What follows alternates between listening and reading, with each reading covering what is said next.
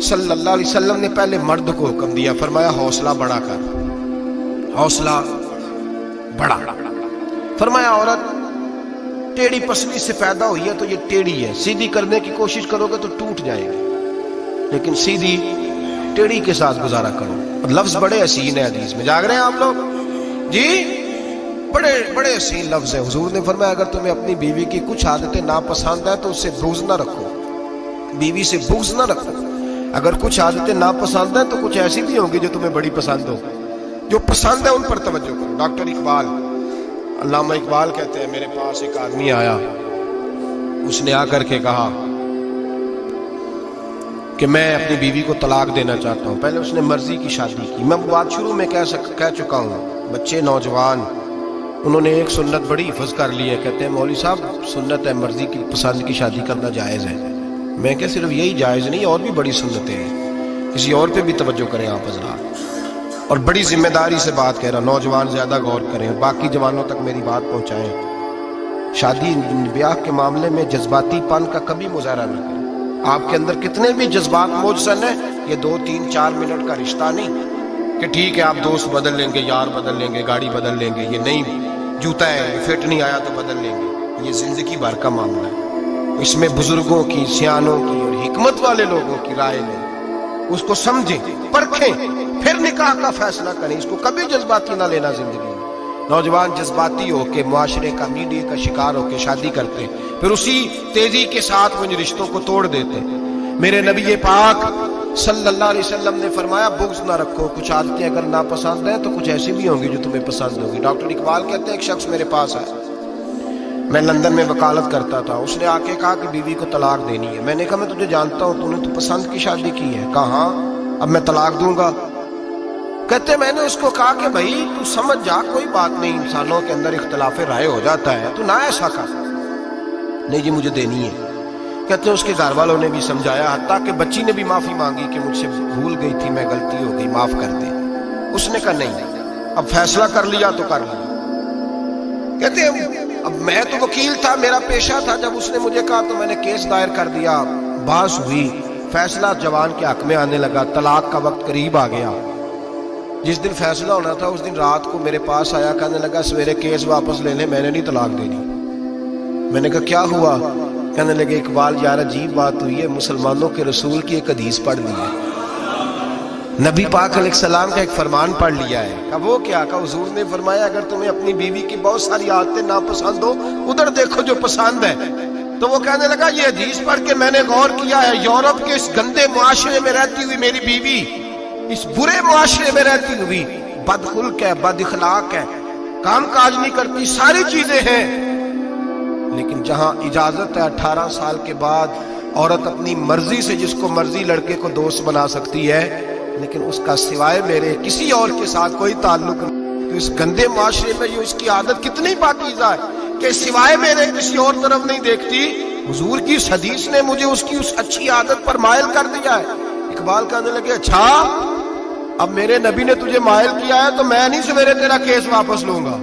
تو کیوں نہیں لے گا؟ کہنے لگے پہلے کلمہ پڑھ میرے رسول کا، مسلمان ہو جا، پہلے کلمہ پڑھ نبی پاک کا جنہوں نے تیرا گھر ٹوٹنے سے بچایا ہے۔ تو میرے بھائی مرد حوصلہ کرے، دلیری کرے۔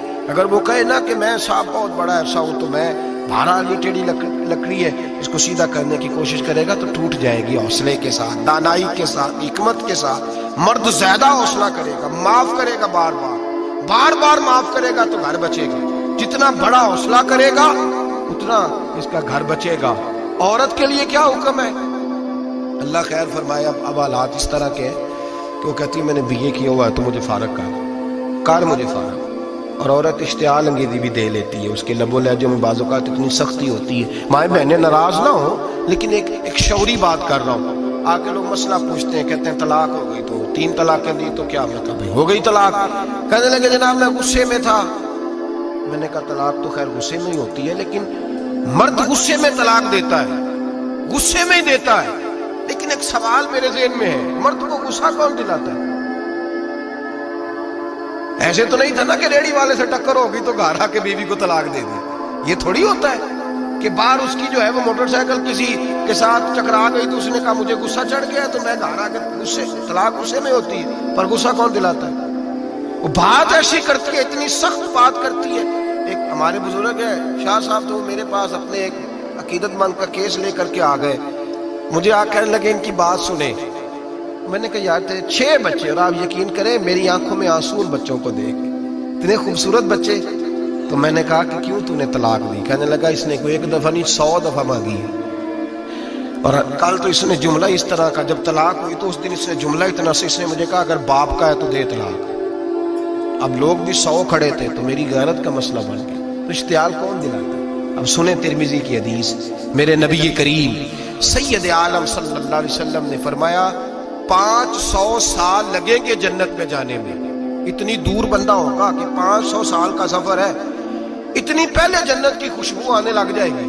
ترمذی میں میرے نبی پاک نے فرمایا جس بی بی نے زندگی میں 1 مرتبہ بھی اپنے خاوند سے بغیر شرعی وجہ کا، شرعی وجہ کہ بد مذہب ہو گیا، بد عقیدہ ہو گیا، اس کے مزاج میں کردار میں گندگی آ گئی، بغیر وجہ شرعی کے اگر کسی عورت نے زندگی میں 1 مرتبہ بھی اپنے خاوند سے طلاق کا مطالبہ کیا تو اللہ اس بی بی کو جنت کی خوشبو بھی نہیں دے گا، 1 مرتبہ بھی. اور جو روز کہے دن میں 6 مرتبہ کار فارغ 6 معنی دار یہ حدیث رٹائیں اور انہیں سمجھائیں کہ گھر ٹوٹ جائے گا جس دن اس نے دے دی.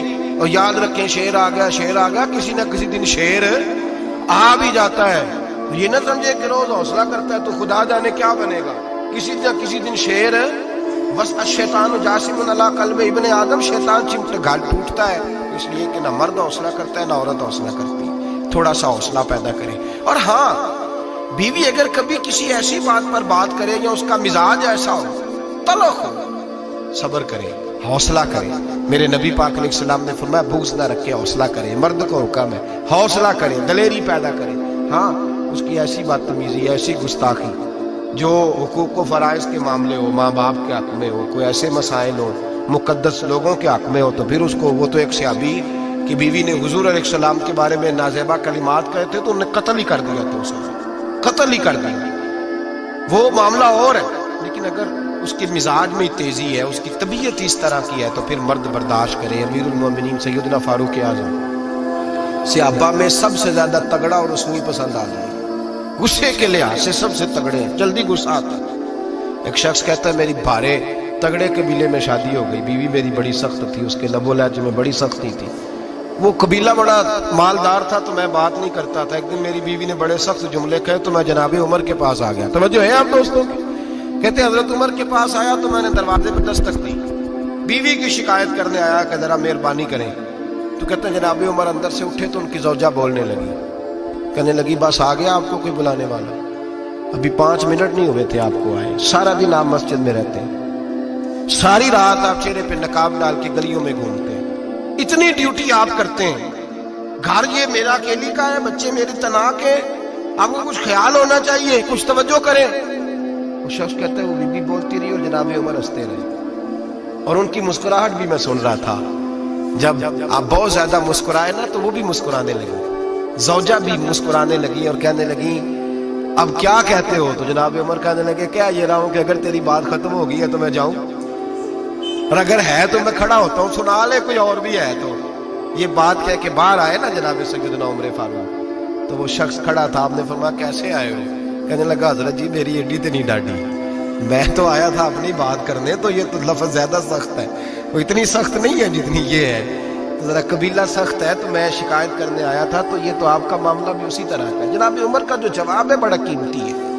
آپ نے فرمایا میری بیوی میری ہر طرح کی خدمت کرتی ہے. لفظوں کا حسن دیکھیے، ایسے نہیں کہ بیوی کوئی کام بھی نہ کرے اور مفت کی چڑھائی کرے، وہ بھی درست نہیں ہے. فرمایا میری بیوی میری ہر طرح کی خدمت کرتی ہے، میں گھر نہیں ہوتا تو میرے بستر کو پاک رکھتی ہے، کسی کی ضرورت نہیں میرے بستر کو دیکھ بھی جائے.